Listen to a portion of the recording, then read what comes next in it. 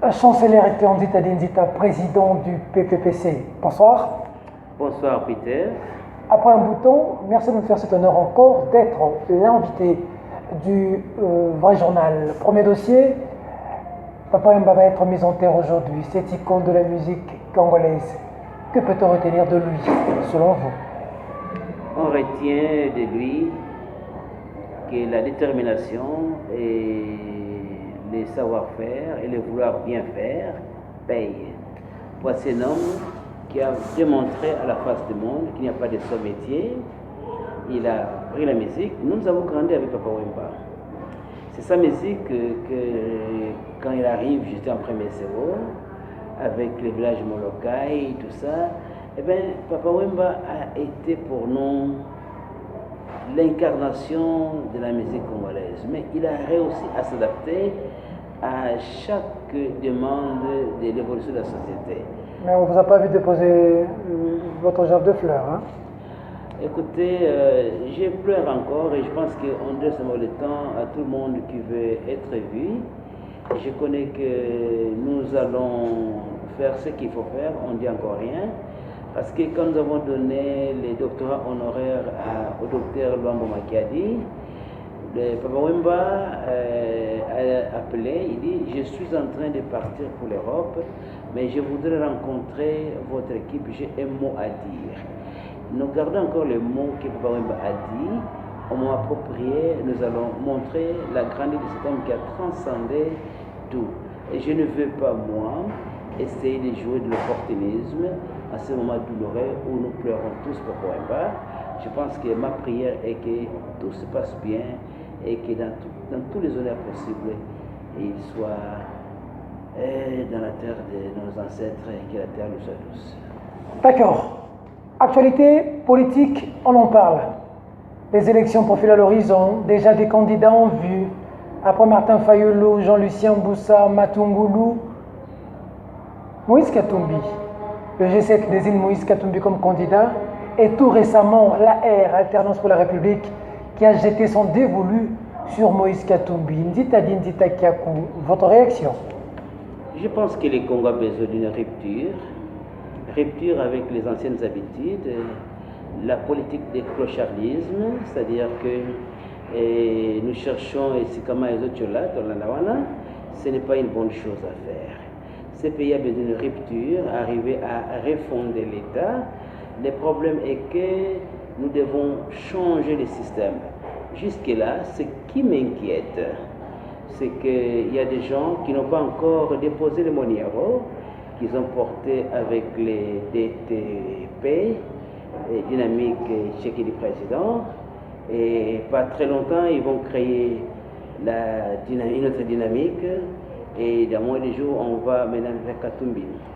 Ce qui me dérange, c'est que c'est leur droit d'abord, mais la politique joue par les convictions. Comment vous allez réunir les gens qui ont des convictions différentes dans le but de croire que l'ennemi c'est Kabila? Kabila n'est pas notre ennemi. Kabila est notre président de la République. L'ennemi c'est le système qui a mis tout le monde prisonnier. Le système dirigé par qui? Chapeauté par qui? Le système qui est dirigé par un inconnu. C'est une très bonne question que vous me posez, M. Peter, et je vais dire ça, suivez-moi très bien.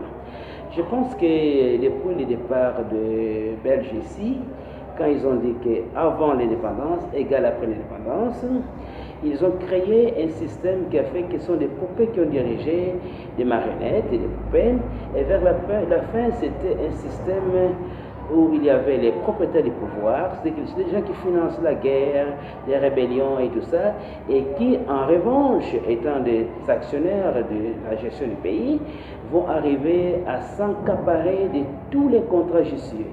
Alors, pour le moment, le Congo a besoin que le peuple s'en approprie. Donc, on parle de la croissance. Réellement, il y aura croissance dans les marmites des Congolais. Et je ne trouve pas ça une certaine dichotomie incroyable. on vous parle de la croissance de la RDC et comment les Katanga a réussi à faire la part de Lyon, mais les Katanga est la seule province où le peuple meurt de faim. Oui, on a des manganèses, mais les maïs, il faut les porter de la Zambie. Oui, nous avons les taux des enfants les moins scolarisés dans les Katanga. Nous avons des maladies, même jadis éradiquées dans les Katanga. Donc vous posez la question, croissance pour qui? Alors, le peuple ne veut plus ça, le peuple demande un nouveau deal, mais un deal juste. Jusque-là. Un deal juste, ça veut dire? C'est-à-dire que nous n'avons pas eu, quand le partage s'est fait des opportunités ou des moyens, c'était un partage inéquitable où les propriétaires du pouvoir invisibles et les hommes du pouvoir et les gens du pouvoir ont tout eu, mais le peuple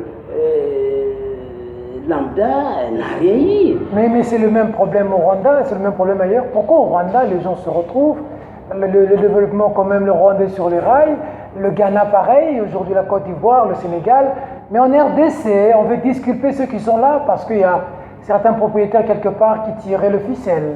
Vous comparez la mangue et la papaye, Peter. Tous sont de fruits, professeur. Oui, tous sont de fruits différents. Vous savez, la part des loups, des minéraux que les Congo regorgent n'est pas comparable au Rwanda, n'est pas comparable au Ghana, n'est pas comparable au Sénégal.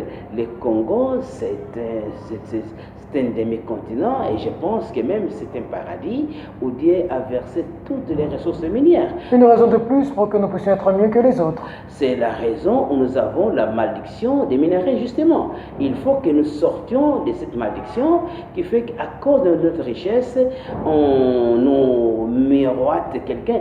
Vous n'avez pas encore remarqué que tout le monde qui veut être candidat commence par l'étranger. Il va là-bas chercher des partenaires et des actionnaires qui vont mettre la main dans la poche et pour financer ça. Cette fois-ci, comme vous aussi, vous êtes à l'étranger, aux États-Unis, non? Mais être à l'étranger et aller à l'étranger pour chercher des partenaires, c'est des choses différentes.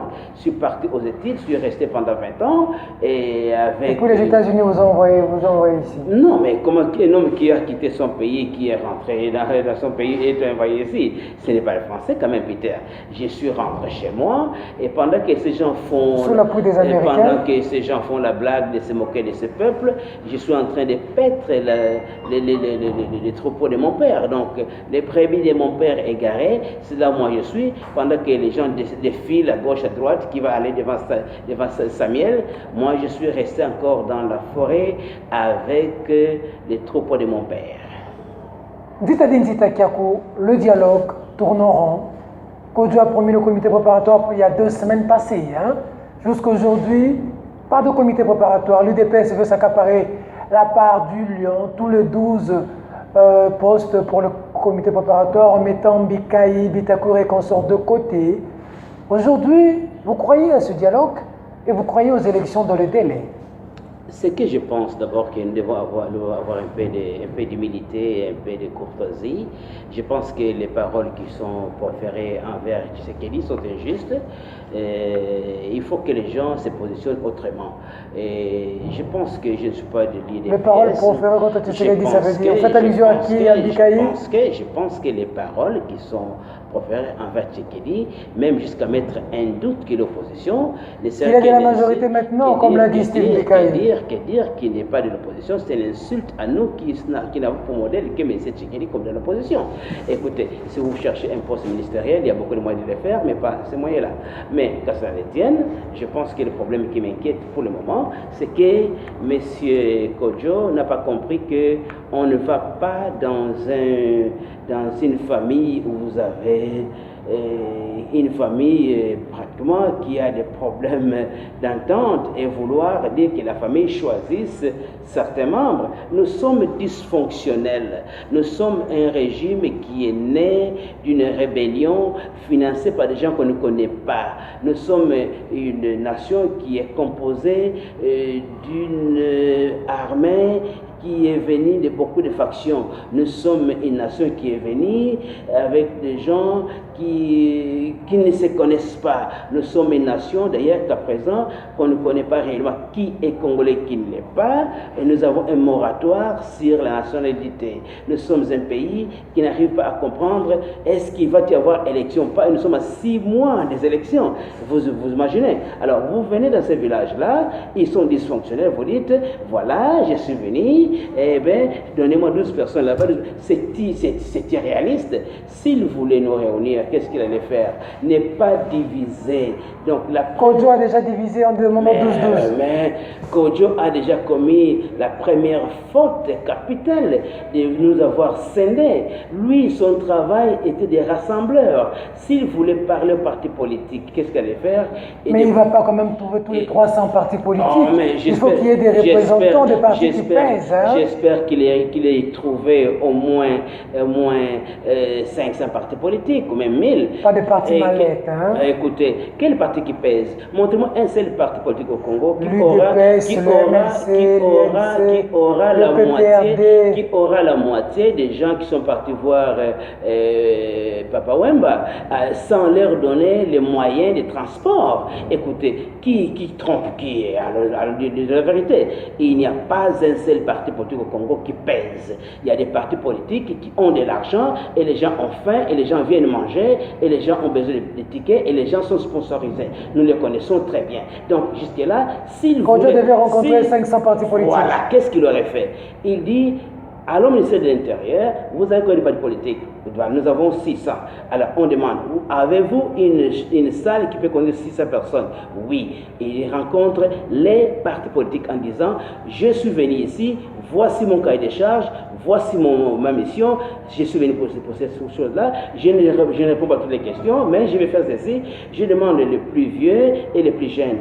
Toutes les questions que vous avez, mettez-les dans les paniers, et les plus jeunes vont choisir par hasard 3 questions, il répondra, il s'en va. Il invite maintenant les dirigeants d'autres parties prenantes de la nation. Dans ce côté-là, on voit que lui n'a pas joué la carte des plus forts. Pour le moment, vous lui avez écrit d'ailleurs, vous estimez que vous lui avez écrit. Hein? Vous avez demandé une rencontre. Hein? Je lui ai écrit en lui disant que... En lui disant qu'il a échoué au Burundi. Bon, on ne peut pas échouer au Burundi, je ne pense pas qu'il y a bien resté au Burundi. Mais je dis que pour les Congolais qui les regardent, quand vous êtes un nouveau venu dans un village, on vous surveille.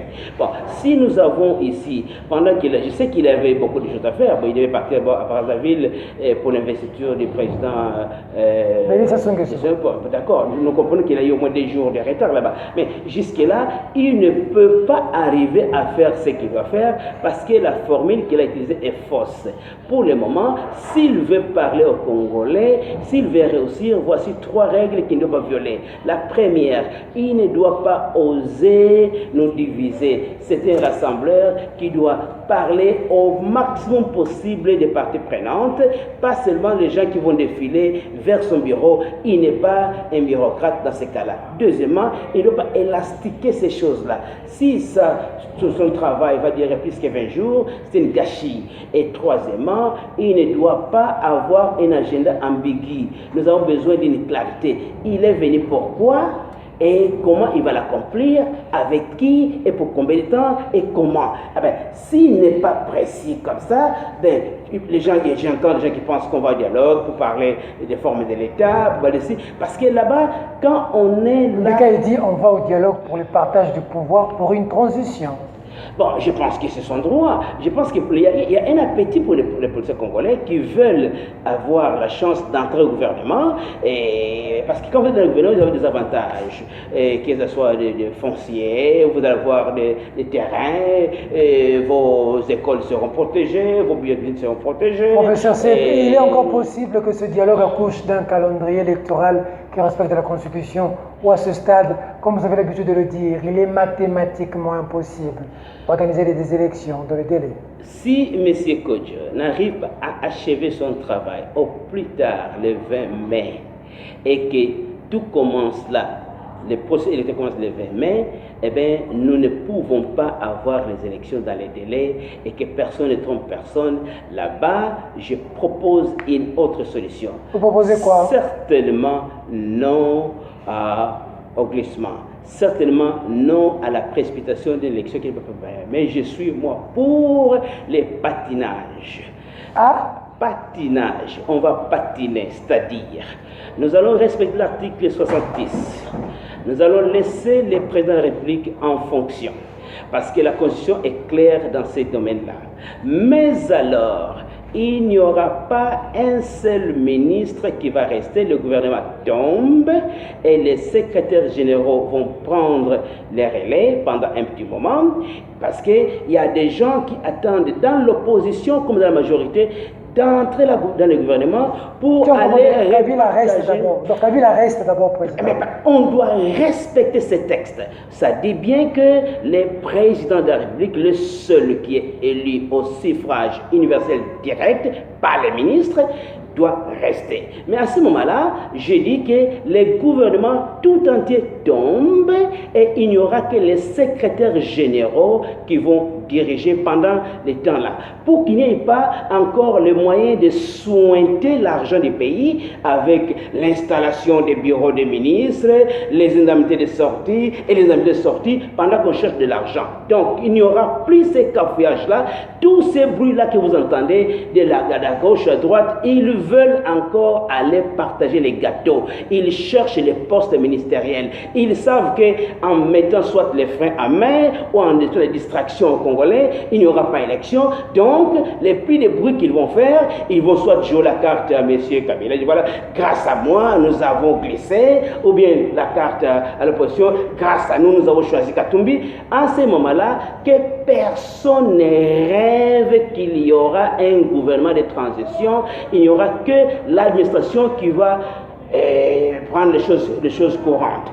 Deuxièmement, le Parlement tombe.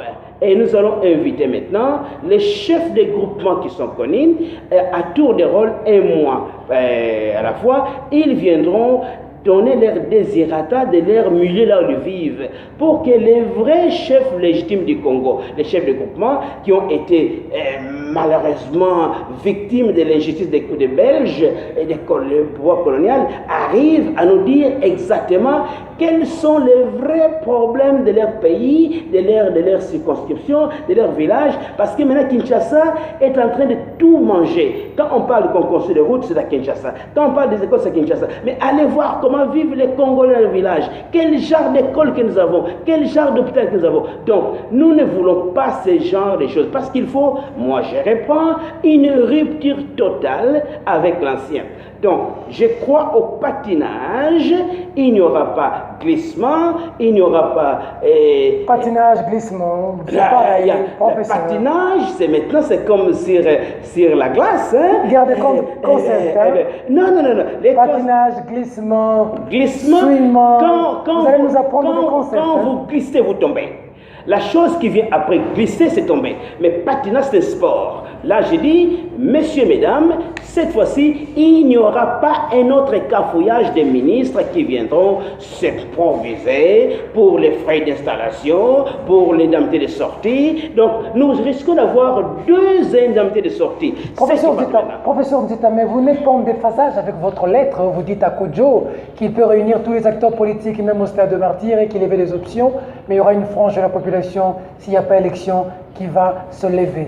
Est-ce que s'il n'y a pas élection, votre patinage ne va pas souffrir par cette même frange de la population dont vous avez fait allusion? Je pense que les peuples connaissent les gens qui sont avec lui. C'est les gens qui veulent le patinage. Je pense que les peuples, je comprends une fois par injustice, quand on est venu, on voulait me faire taire en volant nos biens à Matadi. Là, on amène 16 compteurs de biens, et l'ONATRA, et les autres sont incapables pour voler. Les gens ont payé leurs frais pour venir me dire, Monsieur Nzita, lève-toi vite, on est en train de voler tes biens à Matadi. Le peuple calmement avait intervenu. Et on est venu un jour injustement fermer cette université. Le peuple a dit, il y a même des parents qui ont dit, j'ai entendu que quelqu'un veut fermer ça. Moi, je paye pour mon enfant pendant 2 ans. Il reste ici.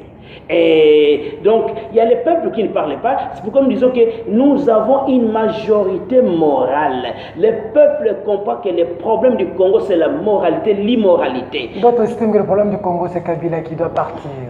Je pense que mettre tout dans Kabila, c'est commettre une erreur monumentale. Vous êtes là pour protéger Kabila. Les problèmes du Congo est très simple. C'est la moralité et l'illégitimité. Donc vous avez des gens qui sont tellement immoraux.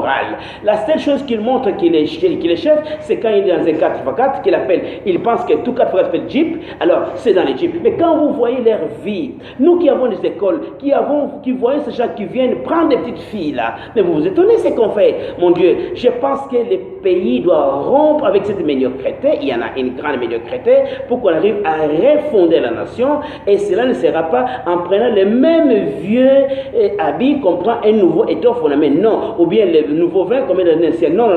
Nous voulons un changement qui sera réel de la refondation. Mais dans les patinages, il n'y a pas de changement parce que le chef reste le même. Dans les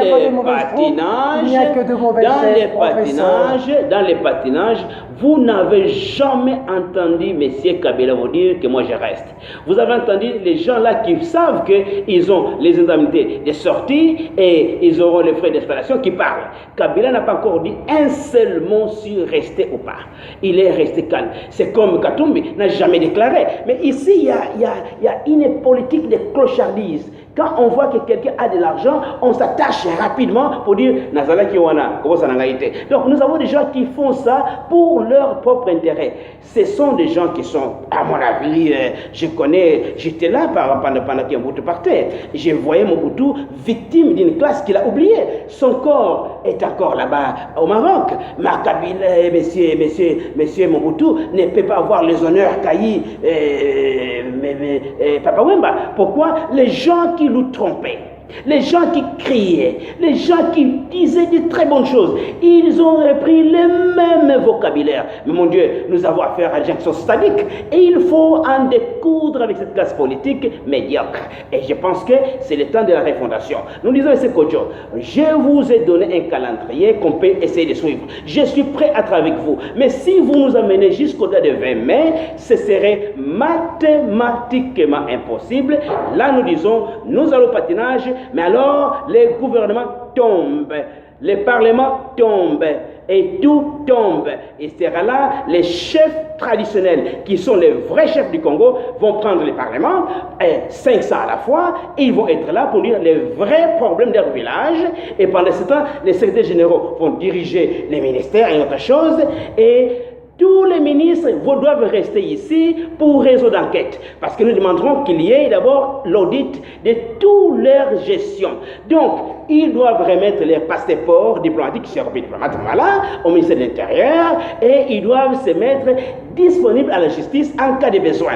Aucun ministre ne peut alors sortir du pays, parce que je pense que les Congolais veulent savoir, nous avons quoi exactement, et il n'y a pas une certaine réglabilité. Donc, on ne sait pas qui a pris quoi, qui a fait quoi, parce qu'aujourd'hui, on peut voler ici, on est limogé, et tout ce qu'on voit, quelqu'un est parti. Donc, nous voulons savoir, nous avons combien d'argent, et nous allons vérifier chaque contrat signé. Tout contrat signé avec un étranger qui n'a pas respecté les lois du Congo, parce qu'il y a une procédure de passer les marchés, eh bien, celui-là aussi tombe.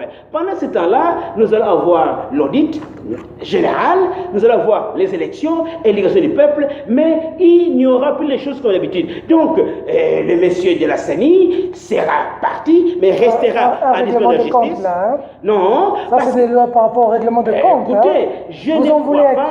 Je ne crois moi. Non. Les gens qui veulent les remettre des comptes, c'est les gens qui, quand ils sont avec Kabila, ils sont ses amis, mais dès qu'ils sont désenchantés, soit avec un poste au niveau du Parlement, ou bien avec un poste là-bas, bon, je compte Kabila.